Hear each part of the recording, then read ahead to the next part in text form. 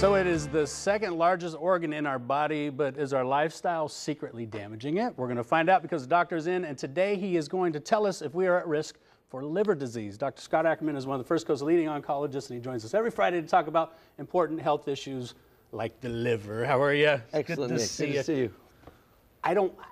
We just talked about this morning, and you did, confirm it is on this side. Yes. But what exactly does the liver do in our bodies? The liver is a large organ. It sits right here in our abdomen, just below the rib cage, mainly on the right, but it goes a little bit on the left. And it's a key player in the digestive system of our body. Everything we eat and drink goes into our stomachs, and it gets absorbed in our stomach, and a lot of it gets passed through the liver, and a lot of the toxins go through the liver. The liver filters these toxins and chemicals from our blood. The liver also acts to regulate hormones and blood sugar. It also, a lot of the energy from our food is stored in the liver. The liver can manufacture cholesterol. It can also store cholesterol. It makes certain blood proteins. The liver also makes bile, which we use in digestion. It's about the size of a football, actually. Wow.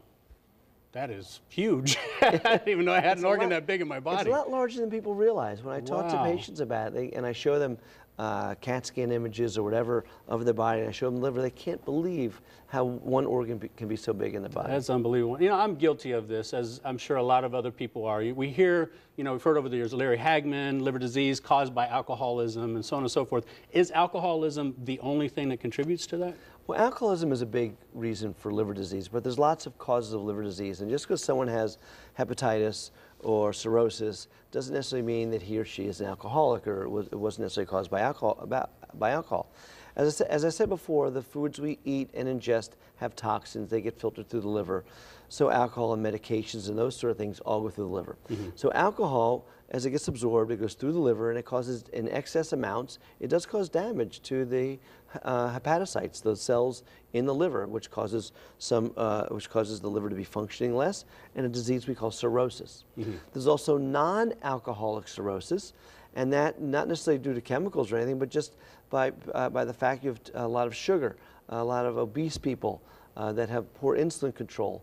That obesity leads to fatty infiltration into the liver, which also causes cirrhosis. High cholesterol, these cholesterol plaques go into the liver, and that also causes liver cirrhosis as well. And then medications. They could be vitamins that people take. Excessive amounts of certain vitamins can be a problem. Acetaminophen is a big culprit. Acetaminophen, the drug that's in you talked Tylenol, about this before, right? And it's in NyQuil and those sort of things. It's a great drug. It's great for fevers. It's great for pain. But in high doses, it can be toxic to the liver. And you can build up high doses of acetaminophen rather quickly without knowing it. If you take a couple Tylenol 4 or 5 times a day, before you know you're there. You're there. And then you add on to that some NyQuil or other. Exactly. I don't know if NyQuil has it, but absolutely. that's one.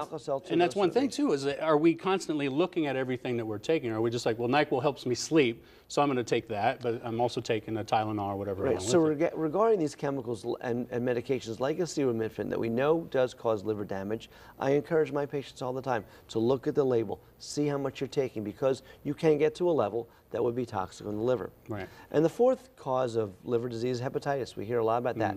A lot of people my age now have something called hepatitis C.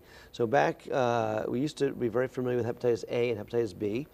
Hepatitis A we get through bacteria that's in contaminants in water and food and those sort of things. And hepatitis B, Hep B, patients can contract through blood and needles and those sort of things, or blood transfusions. So we've tested for hepatitis in the past through blood transfusions, but only recently were we able to test for hepatitis C. So there's lots of adults today that received blood transfusions as a kid or a young adult that may be positive for hepatitis C. And it's and we see it in huge numbers now, and this is a very serious disease. So what should we be looking for? What kind of symptoms might we have if we're having difficulty, or if our liver's not doing what it's supposed to be doing? Well, the early signs of liver disease are like the early signs of a lot of things. Weakness, fatigue, weight loss. We see that all the time with all sorts of diseases. But if you have that chronically, and it builds up with nausea and vomiting, and even jaundice where your skin turns yellow, that's a real sign that you probably have fairly severe liver disease. You should get to a doctor. What do we do to prevent it? Million-dollar question. Well, alcohol. You want to make sure that you limit your amount of alcohol consumption. 1 drink a day for women, 2 for men, only because men are larger than women typically. Maintain a healthy weight, maintain a good lifestyle, exercise, those sort of things. Look at the medications, read the amounts of acetaminophen, especially that you take. Don't take more than 4 grams a day or 4,000 milligrams. And if you are high risk, if you're going to travel to an area of the world where hepatitis is endemic, or if you're in healthcare, consider getting the hepatitis vaccination. Let me ask you this.